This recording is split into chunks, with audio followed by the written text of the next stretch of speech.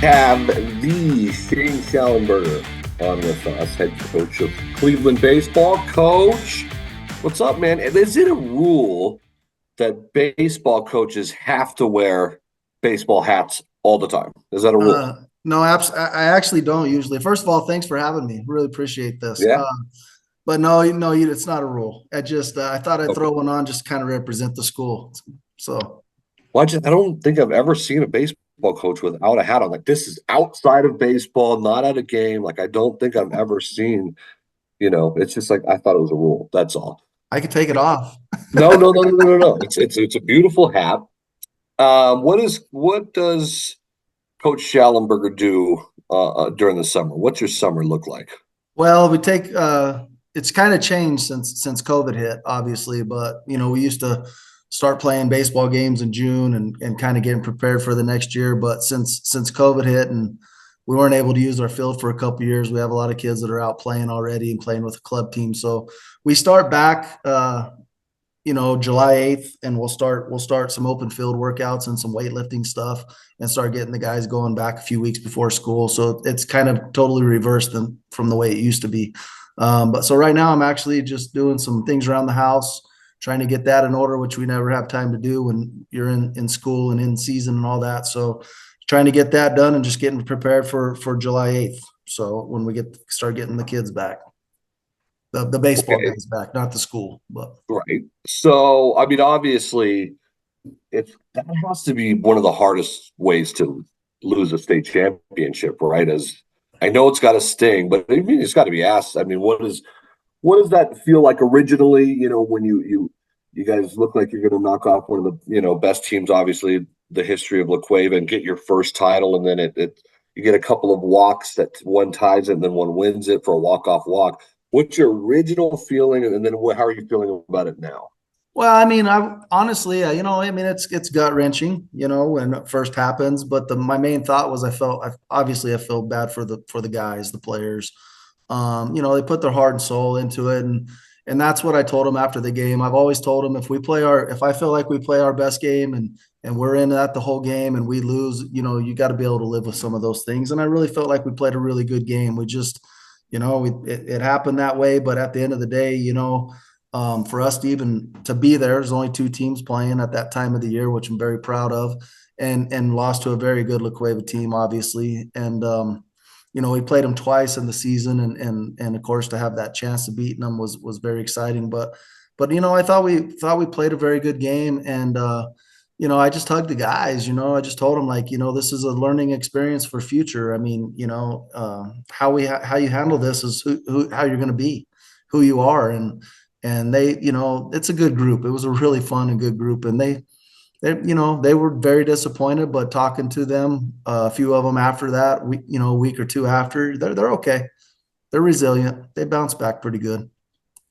Yeah, and the season was kind of odd because you guys get off to a hot start, and then you lose a couple, and then in district play, it came down to it looked like Rio Rancho was just going to kind of take the district, and all of a sudden, you guys came cruising along, and then played so well into the state playoffs. You were playing your best baseball at the end of the season when you needed to. Yeah, and we focused on that. We talk about that a lot in our program. I mean, sometimes you take some lumps throughout the season that you maybe should or shouldn't. I mean, it just depends on how you look at it. But we talk about that. I think one of the most resilient, or not resilient, it's not the right word, but one of the most proud things that I really thought happened to this group was around that time when we got our brains beat in by Rio Rancho. They beat us pretty good at our place, and we kind of had a heart to heart. And from that point forward, I kind of felt like we finally actually came together as a team. Like, they kind of quit worrying about themselves, their own stats, whatever. All they cared about from that point forward was winning games, and it showed. And that's hard to do, as a coach, to get your group to believe in those things. And they did, and that's what was the most proud about it. So yeah, they kind of turned the corner right then and there. That game really helped, believe it or not, and we got beat really bad. And from that point forward, they just kind of made a vow that we're going to go out and quit worrying about certain things that don't make them great baseball players. And they did that and moved forward, and the rest is history, so to speak. How do you compare this year's team that that almost wins a championship to other year past teams that have been close as well? I mean, it's right up there. Anytime you got a chance to do that, they're obviously those are great teams. I've had some great teams that we didn't make it there either. Don't get me wrong, by all means. But the difference with this team was, I think that was the difference. We've had some other teams we've gotten there. In 2017 when we got there, we just didn't have enough pitching to finish it. 2019 kind of happened a little bit of the same way. We lost a heartbreaker. And then, of course, this year lost it. I think those two teams had more depth in pitching on the mound. Both teams could hit. So, yeah, I mean, it's right up there with one of the best teams. And, Okay, so a little lighter here. Take me through a Friday night at the Shallenberger household. Okay, you got an open night, and you got one sports movie to choose from. What sports movie are you guys throwing on? a sports movie? Yeah. Well, it's either going to be Bull Durham or Major League, the original. If we're watching a sports movie, those are probably two of the best ones. But it's more likely going to be Bull Durham, which most kids probably wouldn't get nowadays because it's a little old school. What's your passion level still like? I mean, you've been doing this for a while, man, and the grind is obviously something that's there. It's the physical. Physically, I'm fine. It's fine. It's the mental grind of it that's been kind of wearing on me a little bit, here and there. This year too, by the end of the season, I mean, it's a long season. You're in the last game of the year. A lot of people, unless you're in the business, but you go into each game with 4 or 5 different plans. You got plan A, B, C, and so forth, and in case they don't work, and that in a 30 game season, that takes a toll on you mentally. But yeah, I mean, I'm still doing good. I still have a passion. I'm excited. I've talked to a few of the guys, and they're already excited for next year. I'm excited for next year. Piece it together, get back, see what we got to do and where the pieces are going to fall from what we have left, who we got to bring up, certain things, But no, I mean, it's still exciting, but it is getting a little bit harder the older you get. I'm not going to lie about that, but at the end of the day, I still go 100% at it. And I've always told myself if I can't go 100% at it, then I need to hang it up. So, that's where I'm at, but it's good. Things are good. You've had a lot of special players, obviously. One of them I wanted to talk about. Talk about Anthony DelAngel. Like, he's getting obviously all the attention that he deserves right now.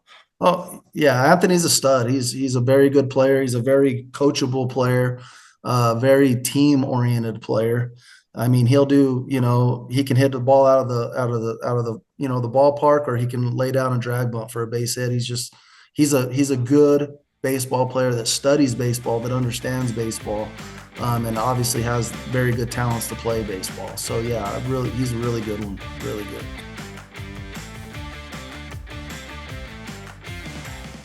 Hi folks, Morley Fletcher here, owner of Santa Fe Kia. Santa Fe Kia is a proud sponsor of the 75th annual Rodeo de Santa Fe. We can't help you move your livestock, but we can help you move your tack and your family. The Housing Trust has been helping people purchase homes in and around Santa Fe for over 25 years. We specialize in helping low and moderate income families and individuals. We are rooted in our community and fueled by our desire to support Santa Fe and its people. It doesn't matter how much money you make or what your financial position is. We will help you own a home in our community. We partner with the city, the county, and not-for-profit allies to provide the best opportunities and resources possible for our clients. The Community Housing Trust. Our help, your home.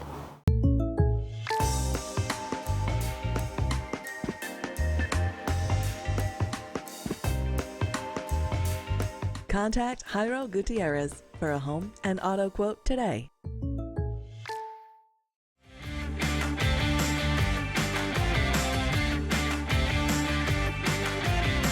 Okay, I was having some arguments with some friends about this. Thought I'd ask a baseball guy.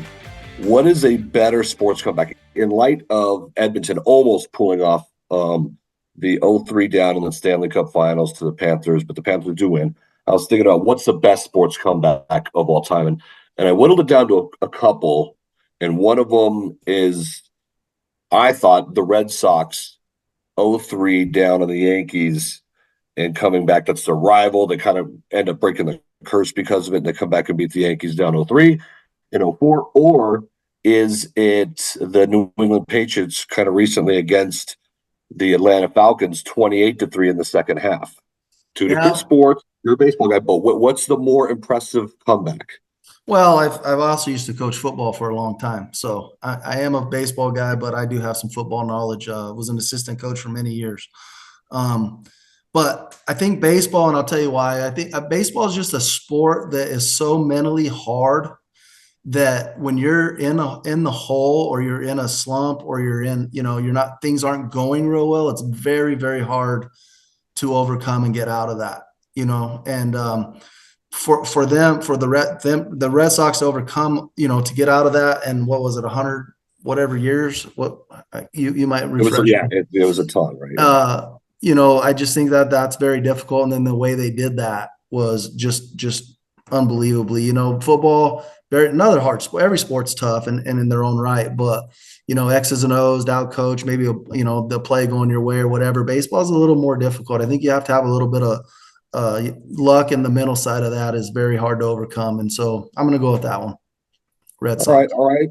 So do the Shallenbergers, do they get any like family trips going on? Do you get to enjoy your summer at all here?